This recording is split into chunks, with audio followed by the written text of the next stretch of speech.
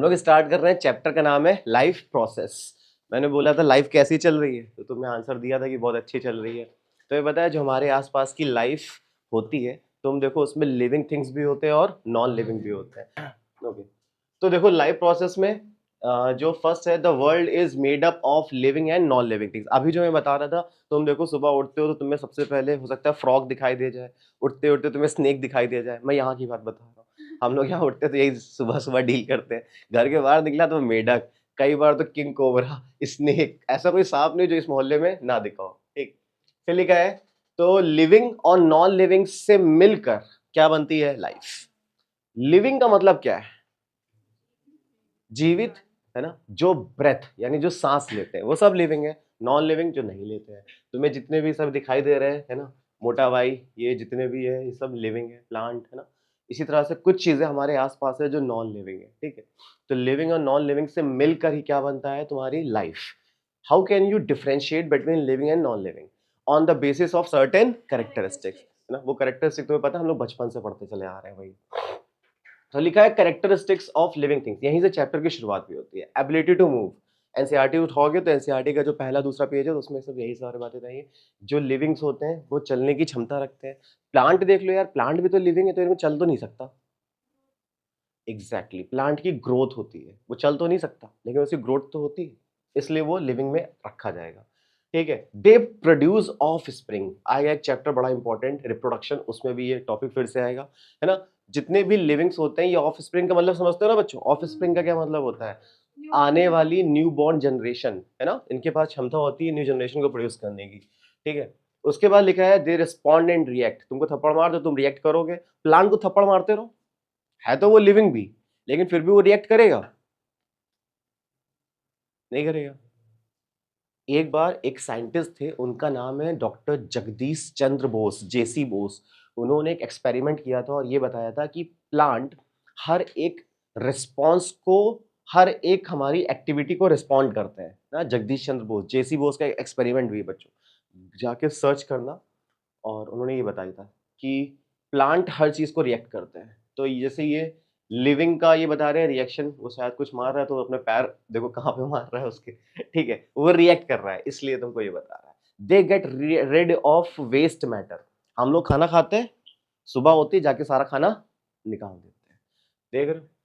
तो जितना भी हमारा बॉडी का वेस्ट मटेरियल होता है, हमको उससे छुटकारा चाहिए भैया। ये सारी कैरेक्टरिस्टिक जो एनसीईआरटी की है, इन्हीं को हम बोलते हैं लिविंग थिंग्स की कैरेक्टरिस्टिक। इसमें तो किसी को कोई डाउट नहीं, अभी तो कोई टॉपिक इतना ज्यादा स्टार्ट भी नहीं हुआ। Ability to move, produce offspring, respond and react, then get rid of waste water. और पता है ये सिर्फ हम लोग नहीं, चाहे जितना छोटे से छोटा माइक्रो ऑर्गेनिज्म, अमीबा को देख लो, अमीबा भी खाना बनाता है और अमीबा भी एक्सक्रीटरी प्रोडक्ट निकालता है। क्लास 9th में तुमने पढ़ा था फैगोसाइटोसिस, पढ़ा था ना फैगोसाइटोसिस, किसी को याद है फैगोसाइटोसिस क्या होता है? गुड, जो अमीबा होता है जिस प्रोसेस के थ्रू अपना खाने को इनटेक करता है, उस प्रोसेस को फैगोसाइटोसिस कहते हैं। और काम तो वो भी कर रहा था भाई। और सबसे कमाल की बात तुम अभी ये पढ़ोगे, ह्यूमन बॉडी में जो मोड ऑफ न्यूट्रिशन होता है उसको बोलते हैं होलोजोइक न्यूट्रिशन। होलोजोइक, तुम में से किसी को पता है ये होलोजोइक का क्या मतलब होता है? जिसमें हम लोग खाते हैं और वो हम लोग के पेट के अंदर डाइजेस्ट होता नहीं, इसकी डेफिनेशन ये है कि जिसमें जो खाने के मॉलिक्यूल्स होते हैं वो कॉम्प्लेक्स होते हैं। रोटी देख लो यार, कितनी सॉलिड और कितनी बड़ी एक चीज होती है। फिर हम उसको खाना शुरू करते हैं और उसको सिंपलर मॉलिक्यूल्स में तोड़ देते हैं। Holozoic nutrition is the mode of nutrition in which particles, जो कॉम्प्लेक्स फूड पार्टिकल्स होते हैं, उसको सिंपलेस्ट फूड पार्टिकल्स में कन्वर्ट किया जाता है। ठीक है, उसको क्या बोलते हैं? Holozoic nutrition. मुझे याद नहीं कि मैंने उसको रिकॉर्डिंग ऑन किया था, चल रही है ना?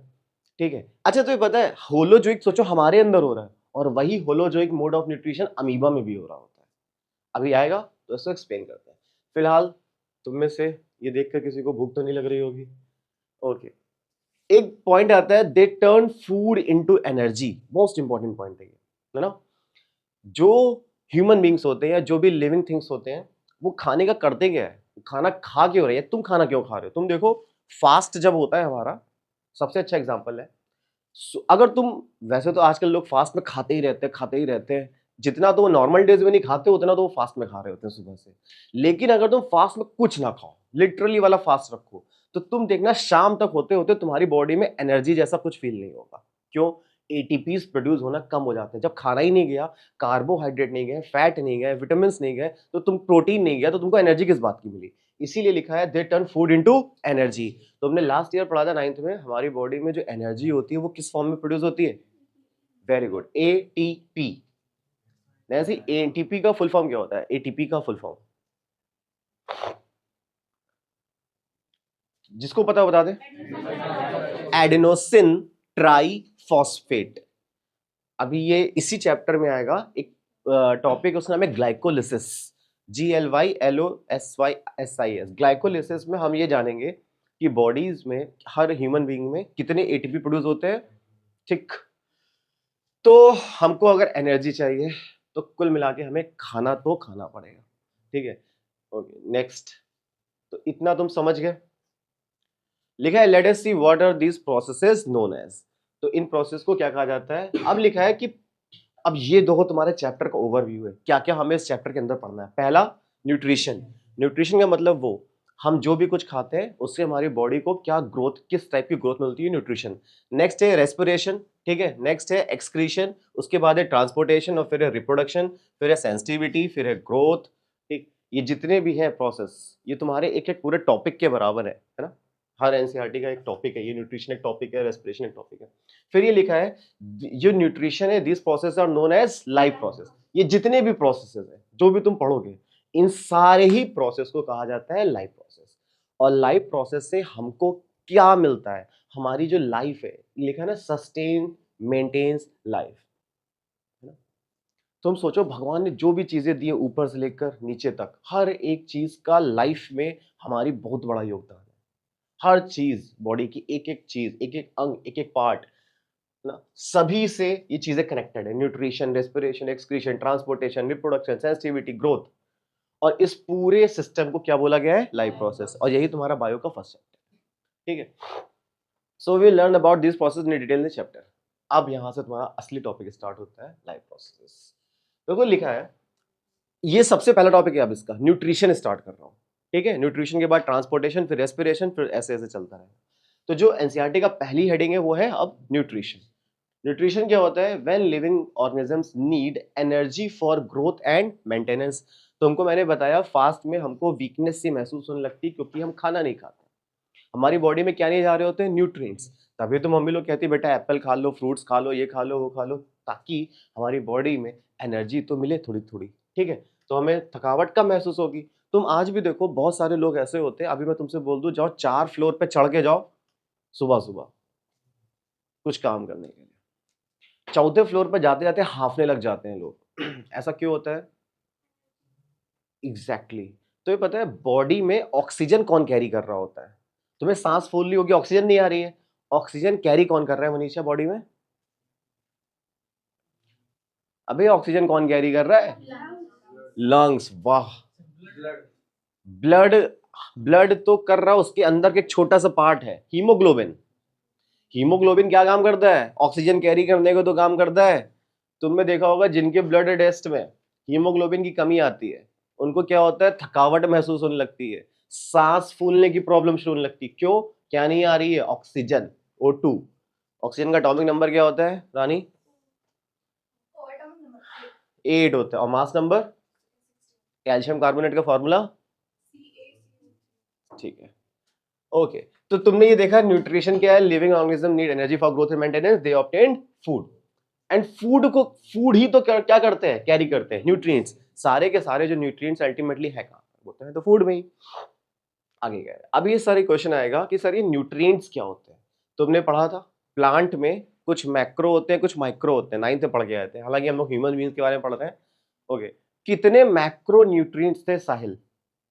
अब भी कुछ दिनों पहले ही पढ़ा है, मतलब फरवरी में। Very good. 6 के नाम बता सकती हो सृष्टि, प्लांट के 6 मैक्रो न्यूट्रिएंट्स? ठीक है, Mg, फॉस्फोरस, अच्छा, और सही है, और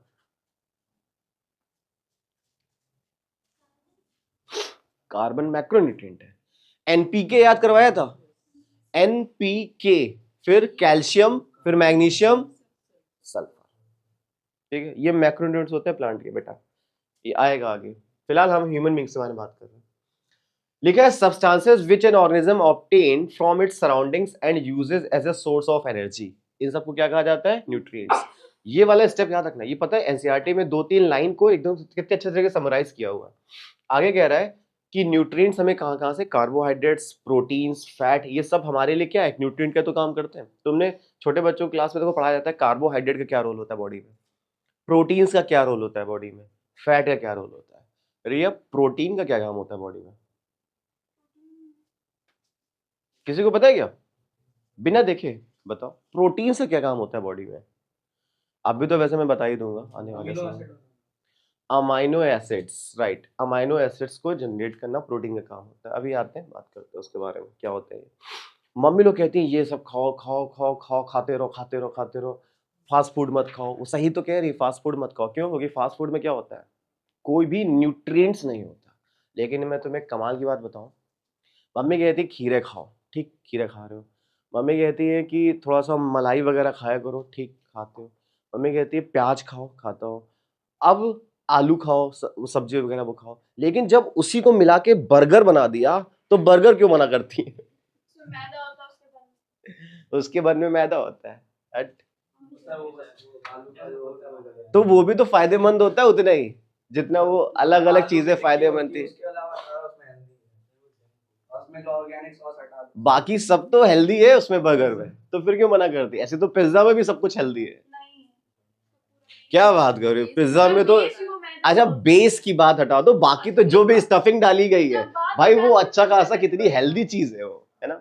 मैं मजाक कर रहा हूँ, फिलहाल इसको सीरियसली मत लेना, लेकिन मम्मी से जरूर बता देना ये बात अगली बार।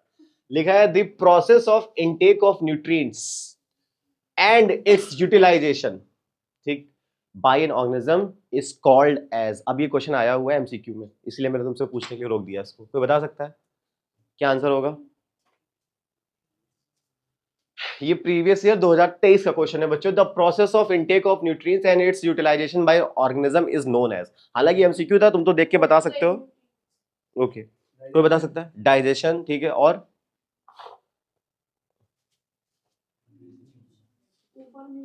ठीक है, न्यूट्रिएंट्स के द्वारा क्या होगा? न्यूट्रिशन, जो भी तुम खा रहे हो तुमको न्यूट्रिशन, ये याद रखना बच्चों, न्यूट्रिशन आंसर है। न्यूट्रिशन से हमें क्या मिलता है? They provide raw material to sustain life. जिंदा रहने के लिए जो भी कुछ चीजें हमें मिलती है वो सब न्यूट्रिशन से मिलती है। क्लास 9 की हिस्ट्री में तुमने वर्ड पढ़ा था, जिंदा रहने के लिए जो चीजें जरूरी हैं उनको हिस्ट्री में एक वर्ड लिखा होता है सबसिस्टेंस क्राइसिस, है ना। जीवन निर्वाह जीने के लिए किसी भी इंसान को 3 चीजें जरूरी होती है, रोटी, कपड़ा और मकान। और ये चीजें हमारे लिए लाइफ प्रोसेस का ही तो काम करते हैं। तुम पढ़ रहे हो, क्यों पढ़ रहे हो? ताकि तुम मम्मी पापा ये सोचते हैं कि तुम जब बड़े हो जाओगे थोड़ा स्किल आ जाएगी, तुम नौकरी कर पाओगे। अल्टीमेट लाइफ का हमारा एम तो यही है, पैसे कमाना। छोटे बच्चों को पढ़ाया जा रहा है। ओके, फिर लिखा है वेज ऑफ ऑब्टेनिंग फूड। हम यार फूड कैसे ऑब्टेन करते हैं? जो वेज ऑफ ऑब्टेनिंग फूड है उसको कहा जाता है मोड ऑफ न्यूट्रिशन। यहां से तुम्हारा एनसीईआरटी का दूसरी हेडिंग स्टार्ट होगी, मोड ऑफ न्यूट्रिशन, ठीक है। किन किन तरीकों से जो इंसान है वो या जितने भी लिविंग ऑर्गेनिज्म है वो खाना बनाते हैं, ठीक है। उसको क्या बोला गया रानी? Mode of nutrition. तो 2 मोड ऑफ न्यूट्रिशन तुमने कई सालों से पढ़ा है, ऑटोट्रॉफिक और हेटेरोट्रॉफिक। ऑटो का मतलब खुद से, हेटेरो का मतलब जो दूसरों पर डिपेंड होते हैं। भगवान ने हमको, हम लोग कैसे, अच्छा तुमने ऑटो बोल दिया, हेटेरोट्रॉफिक है। अगर हम ऑटोट्रॉफिक होते सन पे सॉरी बाहर जाते, धूप में ऐसे हाथ रखे होते, 3 घंटे तक खाना बन के तैयार, है ना। लेकिन ऐसा तो नहीं पॉसिबल है बॉडी में। तो हम लोग कैसे हैं? हेटेरोट्रॉफिक। फिलहाल आगे बढ़ते हैं यहाँ से। ये थैंक यू, यहाँ पे तुम्हारा एनसीईआरटी का एक टॉपिक खत्म होता है। अब आते हैं एनसीईआरटी के दूसरे टॉपिक पे, वही मोड ऑफ न्यूट्रिशन पे।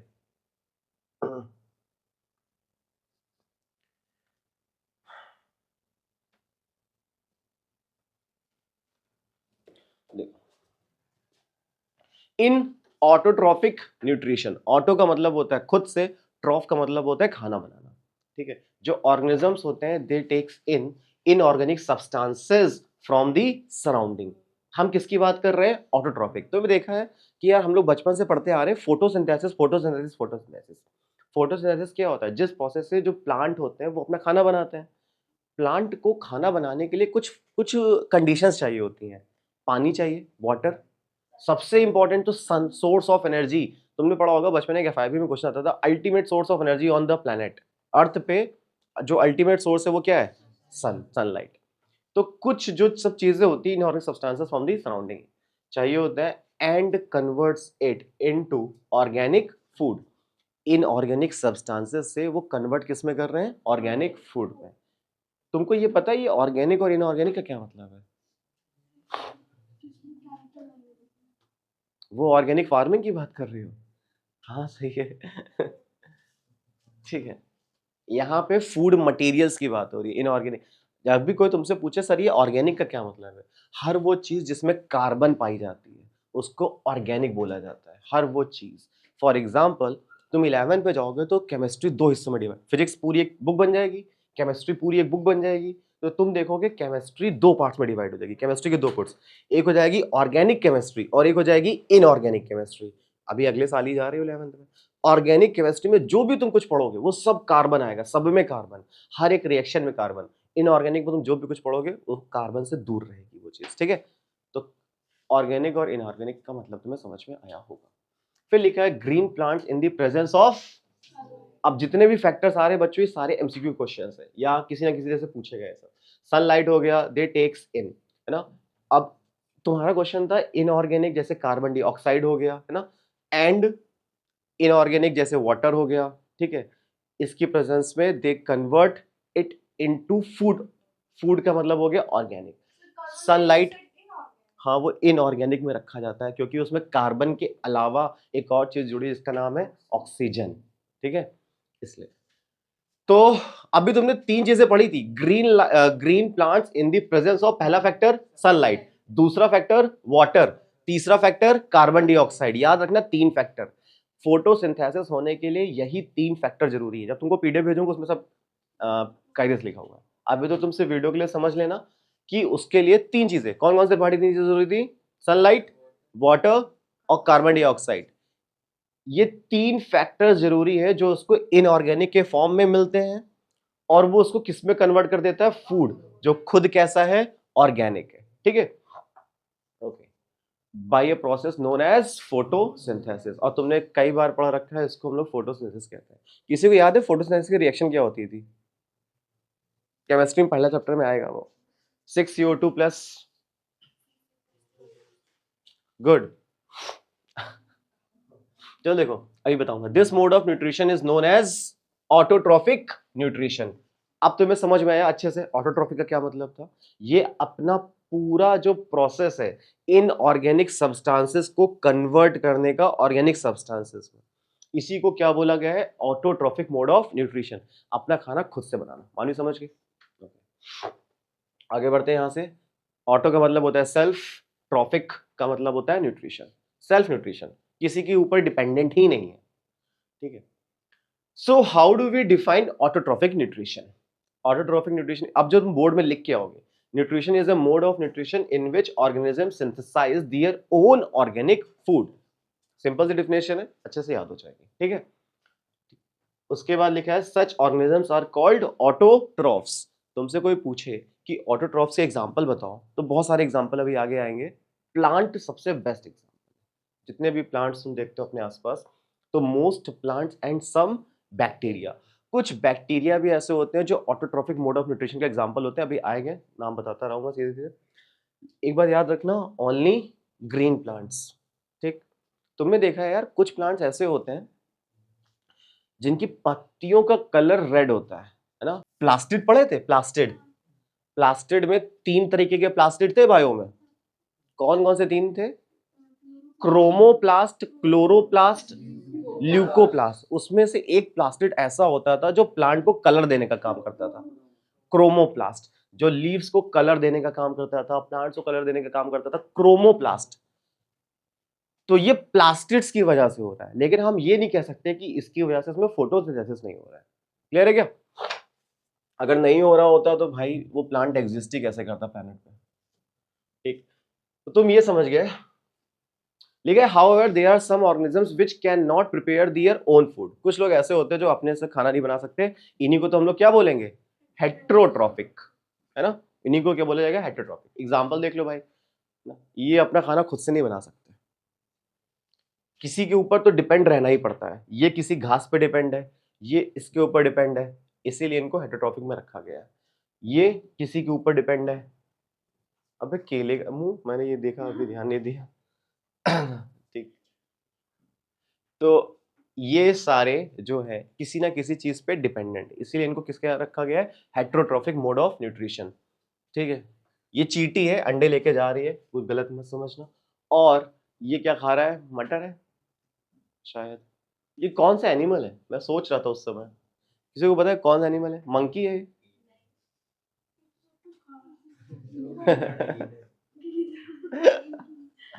पता है, कुछ लोग ऐसे होते हैं जो वेज भी खाते हैं, नॉन वेज भी खाते हैं, इनको बायो में क्या बोला जाता है?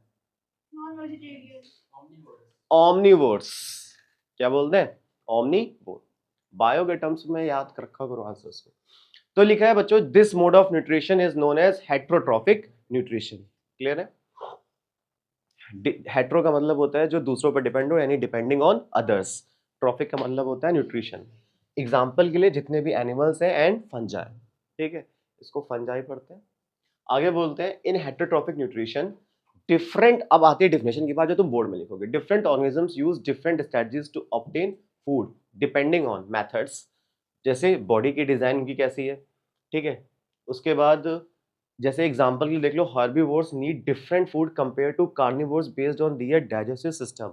नाइन्थ में की बायो में हम लोगों ने एक फैक्ट पढ़ा था, किस की मतलब हार्बीवोर की, कार्निवोर की, ओमनीवोर्स, इनमें से किसकी जो स्मॉल इंटेस्टाइन है वो सबसे लंबी होती थी? किसकी होती थी? हार्बीवोर्स की, क्योंकि उनको क्या डाइजेस्ट करना होता था? सेल्यूलोज। और उनके पास पाए जाते हैं सेल्यूलोज डाइजेस्टिव एंजाइम। कह रही घास, सेल्यूलोज घास में जो पाया जाता है। हम क्यों नहीं घास खा सकते? क्योंकि हमारी बॉडी में सेल्यूलोज डाइजेस्टिव एंजाइम्स नहीं है, अदरवाइज हम भी खा सकते थे। अब तुमने एक स्टोरी पढ़ी होगी, मैंने पढ़ी थी बचपन में, महाराणा प्रताप की। एक बार वो जंगल में किसी से बच के जा रहे थे, तो उन्होंने जंगल में घास की रोटियां खाई थी। मुझे नहीं लगता कि वो कैसे खाई होगी, या हम लोग ऐसे ही पढ़ते हैं उनको। ठीक है, तुम देखो कभी कभी कुछ हमारे आसपास कुत्ते होते हैं, वो कुछ जब बहुत भूखा होता है घास खा लेता है, वो सुबह जाके पॉटी में घास ही निकाल देता है, जरा सा भी डाइजेस्ट नहीं होगा किसी भी लिविंग ऑर्गेनिज्म में। ठीक है, तो महाराणा प्रताप ने भगवान जाने कैसे खाई होंगी। बॉडी की डिजाइन तो जैसे हार्बीवोर्स की, इसीलिए देखो ये आया, जो स्मॉल इंटेस्टाइन होती है वो सबसे लंबी होती है, क्योंकि उनको क्या डाइजेस्ट करना होता है? सेल्यूलोज। क्लियर है? कि तो बॉडी की डिजाइन पे भी हेटेरोट्रॉफिक न्यूट्रिशन मोड डिपेंड करता है। लॉन्ग इंटेस्टाइन इसीलिए लिखा है। वेयर एज कार्निवोर्स, जो इनकी कार्निवोर जैसे हम लोग हैं, है ना, ये शॉर्ट इंटेस्टाइन होती है हमारी। तुमने कभी किसी का पोस्टमार्टम होते हुए देखा है? यूट्यूब पे तो बहुत सारी वीडियोस तुम एटलीस्ट देखा ही होगा, एक बार दिखाई भी था, 8th में दिखाया था तब। तो उसमें देखा था इंटेस्टाइन जब निकालते हैं तो कितनी लंबी हो जाती है भाई, स्टमक में पता भी नहीं चलता, इतनी लंबी इंटेस्टाइन हमारे अंदर है। इतनी लंबी 2 फुट की इंटेस्टाइन तो निकलती होगी, लार्ज इंटेस्टाइन, स्मॉल इंटेस्टाइन। तो यशस्वी, स्मॉल इंटेस्टाइन लार्ज इंटेस्टाइन में कौन सी इंटेस्टाइन बड़ी होती है, लंबी? लार्ज की स्मॉल? स्मॉल इंटेस्टाइन, याद रखना, ठीक है, आएगा अभी टॉपिक। तो बॉडी की डिजाइन देयरफॉर मैटर करती है कहीं ना कहीं। हार्बीवोर्स घास खा लेते हैं क्योंकि उनके पास भगवान ने दे दिया है cellulose digestive enzymes. Whereas carnivores क्या करते हैं? फ्लैश खाते हैं, मांस खाते हैं। तो दूसरा कह रहे हैं organisation.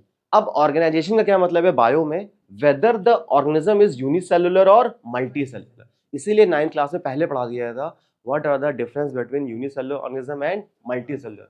Single cell unicellular, multiple cells multicellular. हम लोग कैसे हैं? Multicellular. तो सिंगल सेल का एग्जांपल बता सकते हैं क्या कोई? पैरामीशियम, अमीबा, हाँ बहुत सारे बैक्टीरिया भी, बहुत से ना। ओके, तो ये तुमको बता रहा है फैगोसाइटोसिस का प्रोसेस। याद है, एक अमीबा देखते थे, फूड पार्टिकल्स को वो इनटेक कर रहा होता था, है ना, ये वो चीज़ है। तो unicellular organism has different mode. Unicellular का मतलब सिंगल सेल, जितने भी अमीबा वगैरह होते थे। वेयर एज हम लोग जैसे हैं मल्टी सेलुलर, तो मल्टी सेलुलर में डिफरेंट मोड चलता है। ठीक, अब आते हैं फंक्शनिंग। लिखा है depending on whether the organism is saprophytic और पैरासिटिक। ये तुमने पढ़े थे last year, saprophytic mode of nutrition क्या होता था? किसी को डेड एंड डिके मैटर को जब इंसान खाता है, डेड एंड डिके मैटर को, इंसान का मतलब वो बैक्टीरिया और पैरासाइट, तो उसको सैप्रोफिटिक कहते हैं। जंगल में बहुत सारे ऑर्गेनिजम्स मरे पड़े रहते हैं, कुछ लोग बैक्टीरिया और वायरस जाते हैं उसके ऊपर लग जाते हैं, तो उसको साफ करके सफाया कर देते हैं, है ना। इन्वायरमेंट का स्कैवेंजर किसे कहा जाता है? वल्चर। पहले के टाइम पर जो वल्चर होता था ना, स्कैवेंजर मतलब होता है सफाई करने वाला। जो स्कैवेंजर्स जो वल्चर्स होते थे, वो जितने भी डेड बॉडीज पड़ी होती थी, गाय, कुत्ता, बकरी, कभी जंगल में मर गया कहीं, तो ये वल्चर आते थे, उसकी बॉडी को सफाई कर देते, 2-3 दिन में हड्डी हड्डी रह जाती थी, बदबू नहीं आती थी, और इससे इन्वायरमेंट क्लीन होता रहता था, क्योंकि उसमें बैक्टीरिया और वायरस नहीं लगने पाते थे। आज की डेट में तुम देखो, अगर एक गाय मर गई रोड पे, वो वैसे की वैसी पड़ी रहेगी महीने भर, फिर उस नगर पालिका वाले को कंप्लेन करेगा, तब आके उसको उठा के ले जाते हैं। क्यों? इन्वायरमेंट से क्या गायब होते चले गए? वल्चर, स्कैवेंजर्स जिनको कहा जाता है, वो गायब हो रहे हैं। और गायब होने की वजह क्या है? हम लोग खेतों में जो फर्टिलाइजर यूज करते थे उसकी वजह से, ठीक है। फर्टिलाइजर में 3 चीजें पाई जाती है, एनपीके, नाइट्रोजन, फास्फोरस और पोटेशियम, जो खा खा के वल्चर मर गए, उनकी पॉपुलेशन कम हो गई है। तो लिखा है बॉडी की design, organisation, functioning and availability of the food material, लिखा है। अच्छा, फंक्शनिंग का मतलब समझ गए, सैप्रोफिटिक है कि कैसा है, ठीक। अब आता है यहाँ पे, some organisms break down food into simple, ये जितने भी अब इस मॉड्यूल में थे, ये सब पीवाईक्यू के क्वेश्चंस और बहुत इंपॉर्टेंट है। कुछ ऑर्गेनिजम्स होते हैं जो कॉम्प्लेक्स फूड मॉलिक्यूल्स को ब्रेक डाउन कर देते हैं सिंपलर फूड मॉलिक्यूल्स में, है ना। विच फीड ऑन इंसेक्ट्स, ये सारे यही काम कर रहे होते हैं। पहले वो ब्रेक डाउन करते हैं इनटू सिंपलर सब्सटेंसेस। एक वर्ड यहाँ पे जो रेड से है, क्या लिखा है? Outside the body.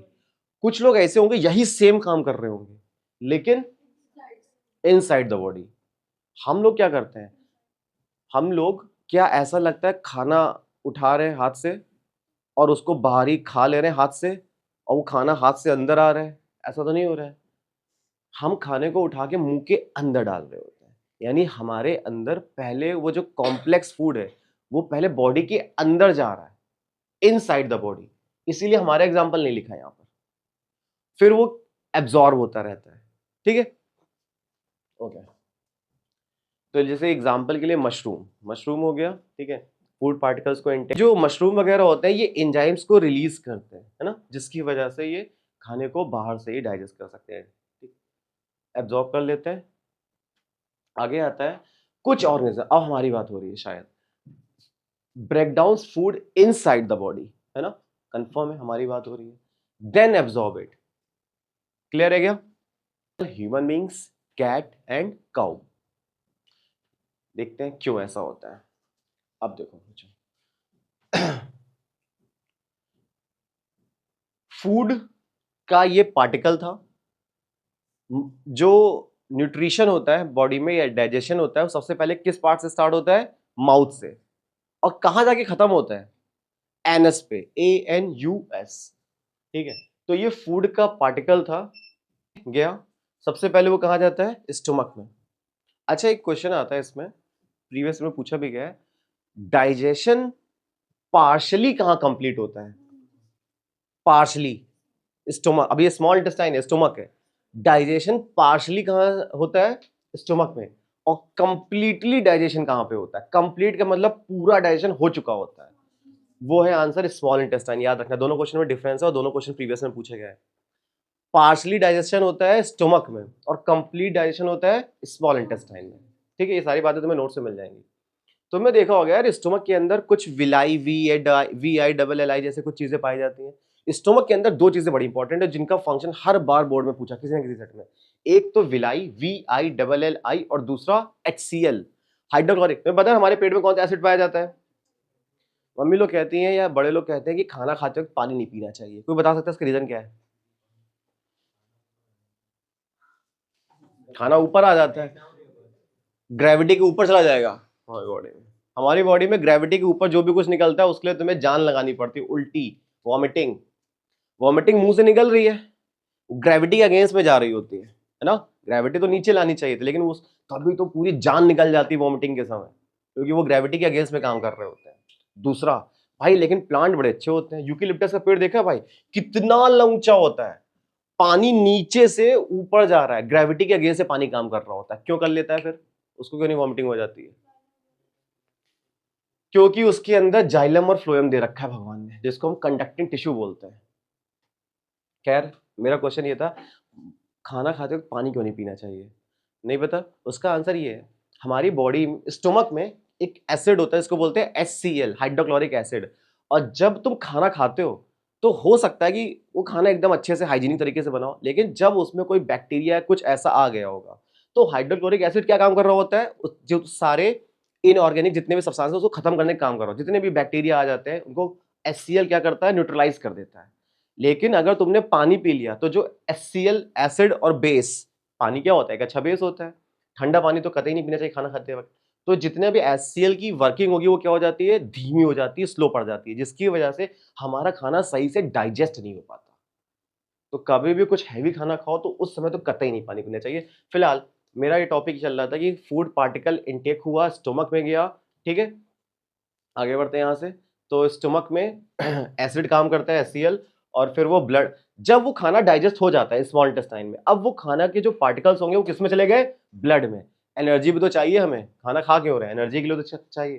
तो ये सब किस में हो जाते हैं? ब्लड में एब्जॉर्ब हो जाते हैं। क्लियर है? आगे बढ़ते हैं यहाँ से। Some animals and plants derive nutrition from other plant or animal without killing them. देखा है क्या? लोगों के सिर पे जुएं होते हैं, तो जुएं हम लोगों को मार देते हैं क्या?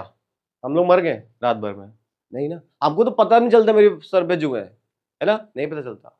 तो वही चीज तो लिखी है, कुछ ऑर्गेनिज्म ऐसे होते हैं जो दूसरों के ऊपर डिपेंड तो होते हैं लेकिन विदाउट किलिंग देम। कुत्ते होते हैं, डॉग्स, डॉग्स के ऊपर टिक्स पाए जाते हैं, छोटे छोटे TIC के, जो लोग पाले होंगे उनको पता होगा, टिक्स पाए जाते हैं। जब वो खुद ऐसे नहीं अपने आप पैदा हो जाते हैं, जब वो कहीं घास वास में जाता है तो घास वास में पाए जाते हैं, तो उसके ऊपर चढ़ जाते हैं, वो अंडे देते हैं, धीरे धीरे कई सारे कुत्ते के ऊपर चढ़ जाते हैं।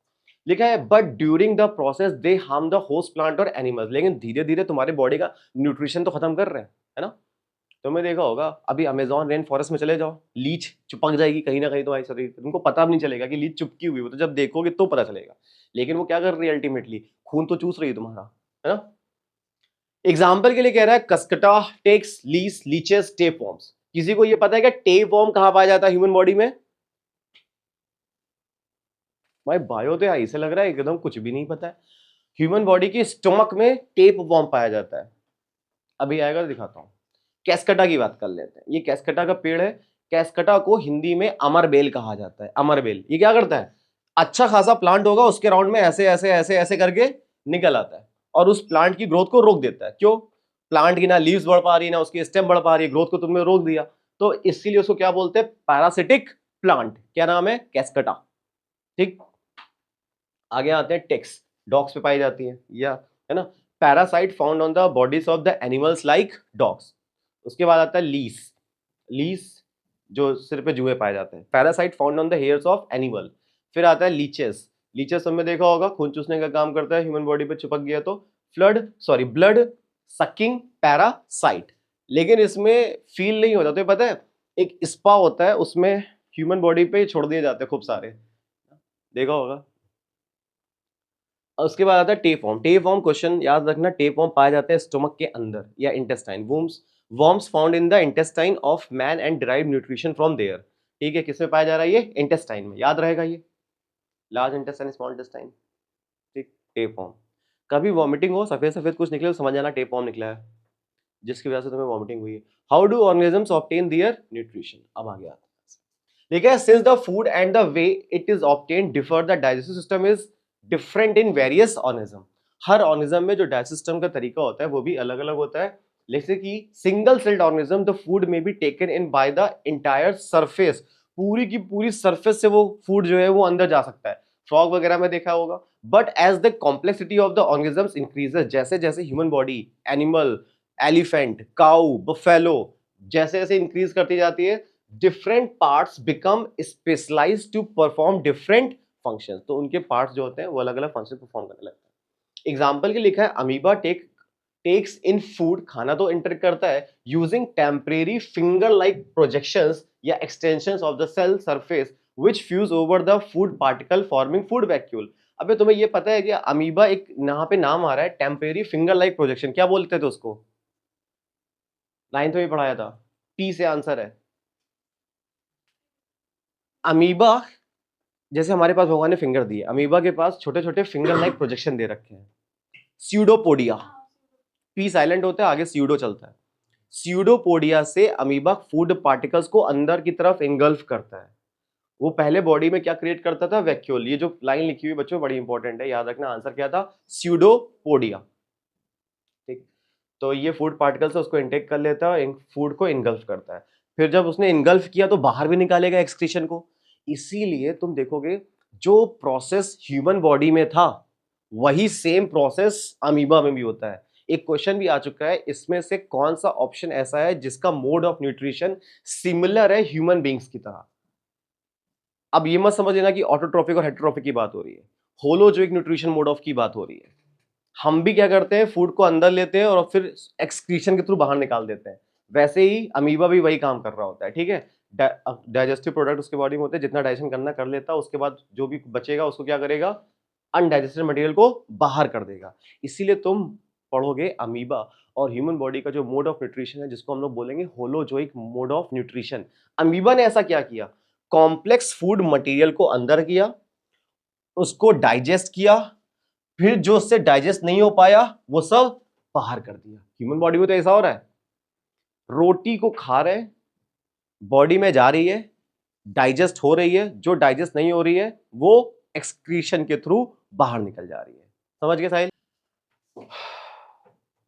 खाना, सॉरी, जो डाइजेशन है सबसे पहले माउथ से स्टार्ट होता है, तुमको इतना तो पता चल गया।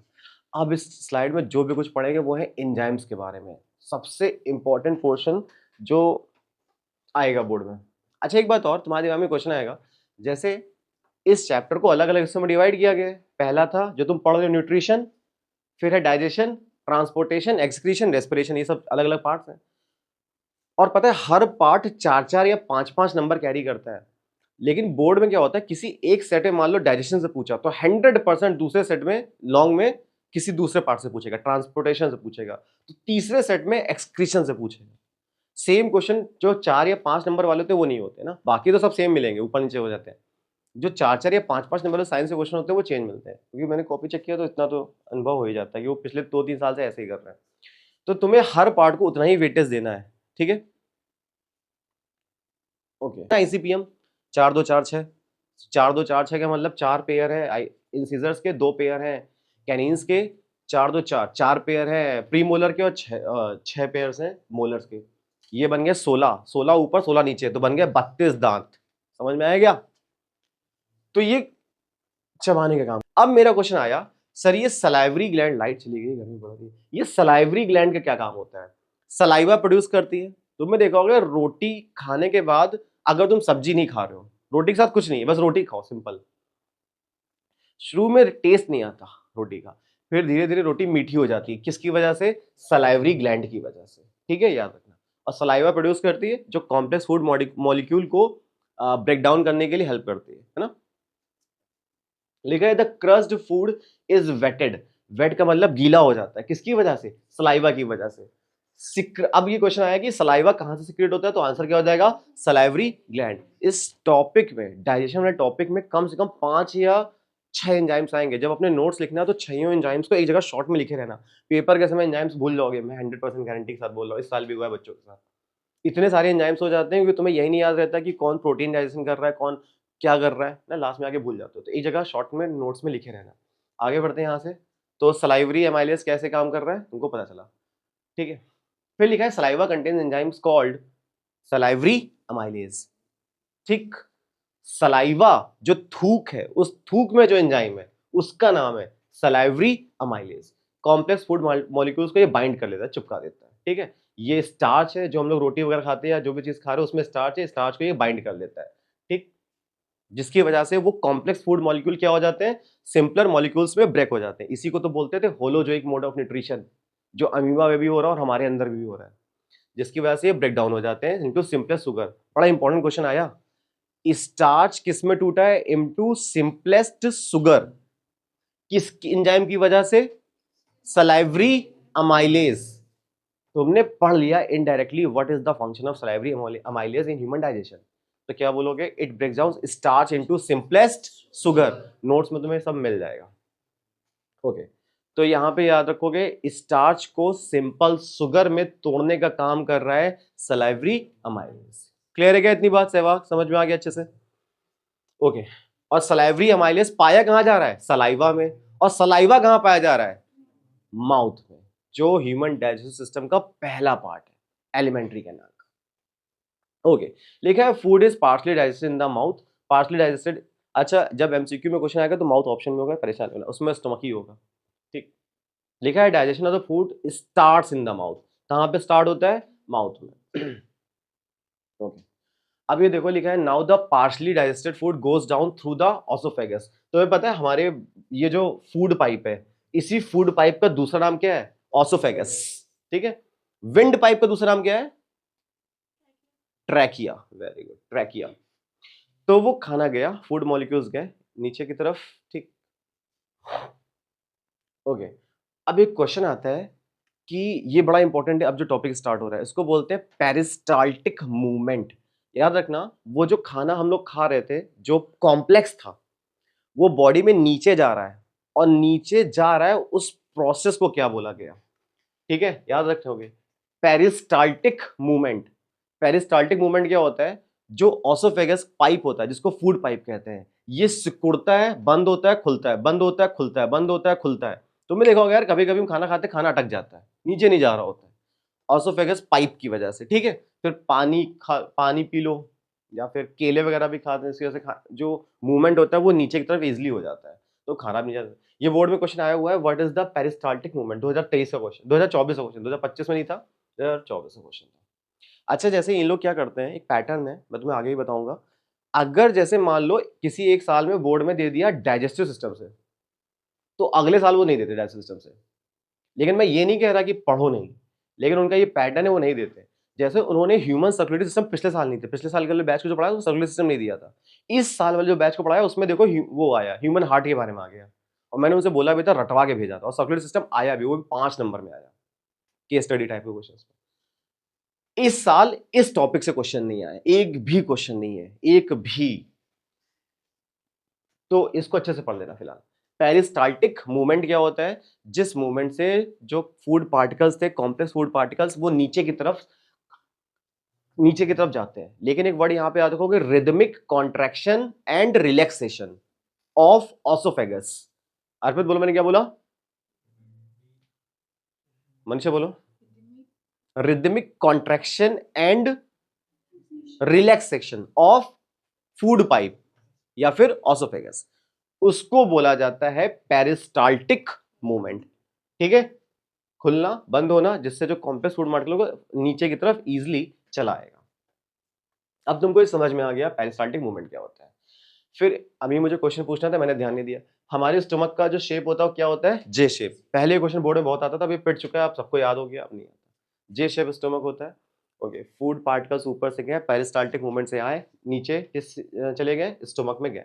ठीक है, now the gastric glands present in the stomach releases 3 gastric juices. अब यहां से बड़ा इंपॉर्टेंट है, हमारे स्टमक में 3 कौन से गैस्ट्रिक जूसेस प्रोड्यूस होते हैं। यहाँ पर जूस का मतलब ये नहीं है कि वो शुगर केन का जूस या बनाना जूस इस टाइप का। ये जूस कौन से होते हैं? ये जो ग्लैंड्स प्रोड्यूस कर रही है उनको, अंदर की सिक्रेशन को क्या कहा जाता है? जूस, है ना, स्टमक के सिक्रेशन को कहता है। तो पहला है गैस्ट्रिक ग्लैंड की बात करते हैं। गैस्ट्रिक ग्लैंड 3 तरीके के जूसेस को प्रोड्यूस कर रही है, जिसको हम क्या बोलते हैं? Gastric juices. Okay, number 1 HCl, hydrochloric acid. किसकी वजह से प्रोड्यूस हो रहा है? गैस्ट्रिक ग्लैंड की वजह से। गैस्ट्रिक ग्लैंड कितने तरीके के जूसेस प्रोड्यूस कर रही थी? 3। पहला कौन सा है? HCl।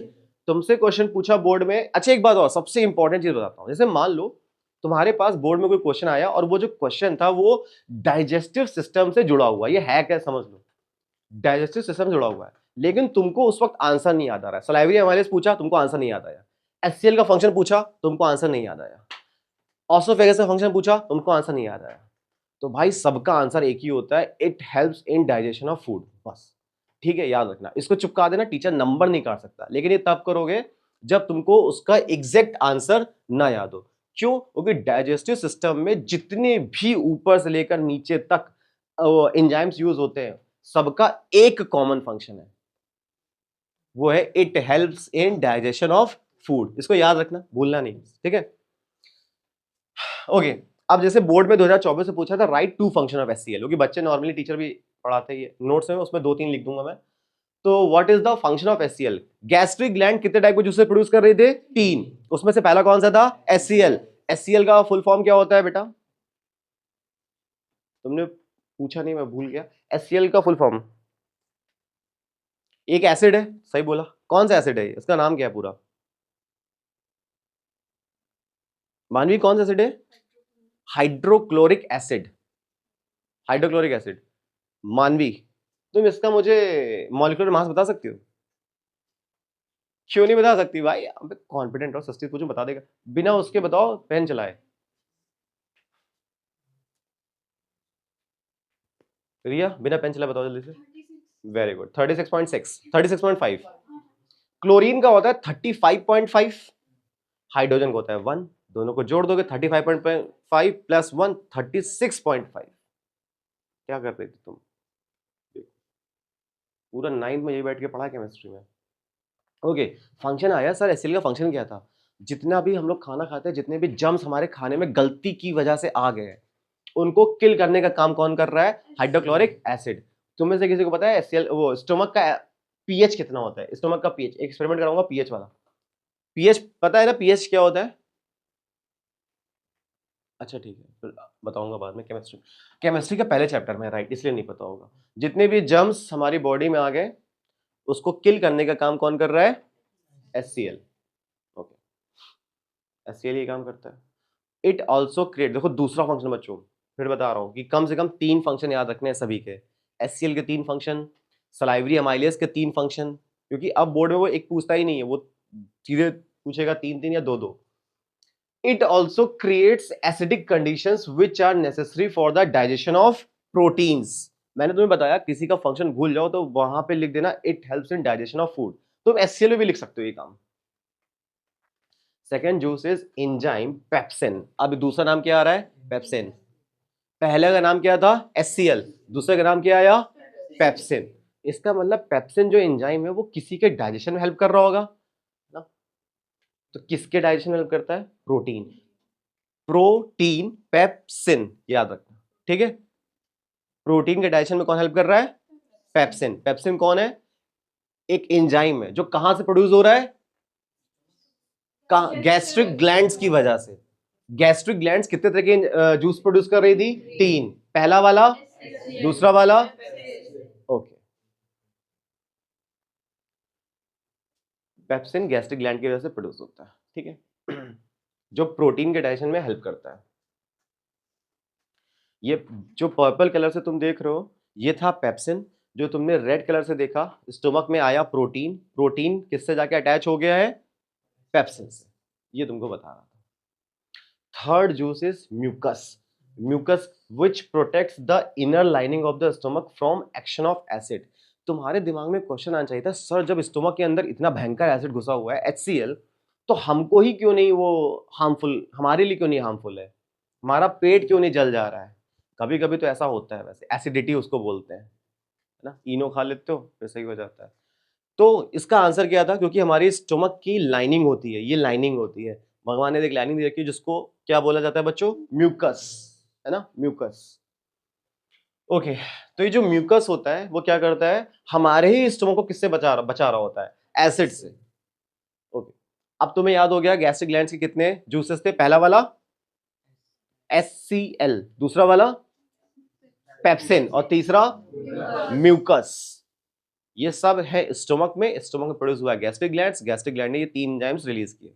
ओके आगे बढ़ते हैं बच्चों। The partially digested food leave the stomach. अब वो खाना जो है माउथ से चला, ऑसोफेगस में आया, स्टोमक में पहुंचा। स्टोमक का शेप कैसा था सिस्टी? जे शेप था। अब वो कहां जाएगा आगे चल के? इंटेस्टाइन की तरफ बढ़ेगा, ठीक है। The exit of the food from the stomach is regulated by a muscle called. अब ये क्वेश्चन बोर्ड में आया 2024, इसी साल का है ये क्वेश्चन, इसी साल का। तो किसी भी इसका आंसर पता है क्या? क्वेश्चन ये था, स्टोमक से जो खाना आया जब वो इंटेस्टाइन में जाएगा तो यहां पर एक स्पेसिफिक मसल होती है जो इस खाने को पुश कर रही थी कि तू तो भाई आगे बढ़ आगे बढ़। याद रखना हर जगह वो मसल्स प्रेजेंट है जहां से वो खाने को आगे। अच्छा एक चीज और अभी मैंने बता दिया था, ऑसोफेगस में कौन सा मूवमेंट हो रहा था जिसकी वजह से खाना नीचे की तरफ आ रहा है? पी से आंसर था पेरिस्टाल्टिक मूवमेंट, जिसकी वजह से खाना ऊपर से नीचे की तरफ आ रहा था। स्टोमक में कौन सी मसल्स ऐसी हैं जो उस पार्शली डाइजेस्टेड खाने को, याद रखना वर्ड बोल रहा हूं, पार्शली डाइजेस्टेड खाने को आगे की तरफ पुश कर रही हैं? आंसर है स्पिंस्टर मसल, SPHIN, ठीक है, SPHINCTER, स्पिंस्टर मसल। ये भी बड़ा इंपॉर्टेंट क्वेश्चन है। Sphincter muscle. अब वो जो खाना था, स्पिंस्टर मसल यहाँ पे होती है, तो जो फूड पार्टिकल्स डाइजेस्ट हुए थे पार्शली वो आगे की तरफ बढ़ते हैं।